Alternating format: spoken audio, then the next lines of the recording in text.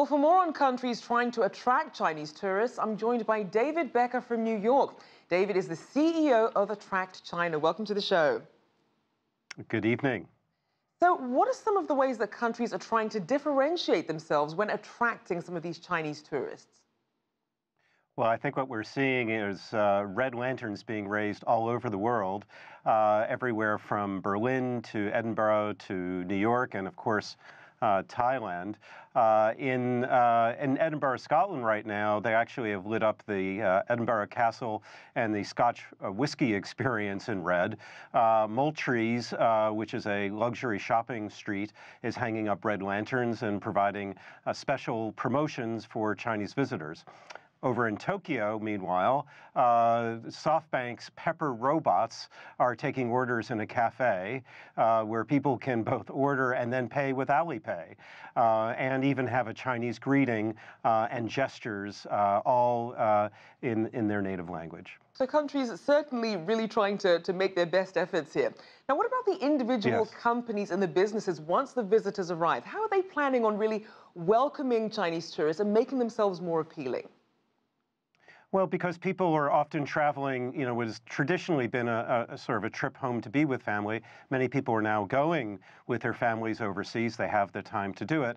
So here in New York, for example, Brookfield Place is running, which is a luxury shopping and retail district, is having lion dances, and they have instituted at the district Alipay and WeChat Pay, so that when people come, the transition is easier. They don't have to pull out their wallet for cash. They can pull out their phone, and they can still have some of the experiences, whether it's fireworks tonight or lion dances over the course of the next couple of days, that remind them of home. Now, the majority of people will still travel within China, but what does this period mean for smaller countries in the region when it comes to attracting tourists? Well, I think everybody is trying to figure out what the magic formula is. The lead in talking about Thailand, you'll see that there are cultural acrobats and concerts and traditional Chinese concerts. I had seen the other day that they're bringing in chefs to perform and pull noodles. There was even a mention that the Tourism Authority in Thailand was trying to open up military installations so that people could experience what it would be like to be a Thai military cadet, even having a chance at the firing range. Now, as we know, going home to see loved ones is what's traditionally done, but what about other ways that people are using this time off? Is it more so in terms of trends, vacations? Are they trying to just treat themselves? What are you seeing? Well, you see whole families going, so it could be parents with their parents and their children. They're traveling. There is an interesting trend that I've seen recently, which is where you have families who are really missing sort of the traditional New Year's experiences in the big cities. So they've had big city prosperity, they've had big city stress, and they're actually going home, or not home, they're going to rural areas really for a 7-day, you could call it a resort experience, but it actually involves hiking. It involves spending time at a market, going to a temple, even working on a farm. So you can experience what a simple life might feel like or might have been like. Now, it's interesting because the China National Tourism Administration estimates that over 50% of families will take a self-planned trip this holiday instead of going through perhaps a travel service.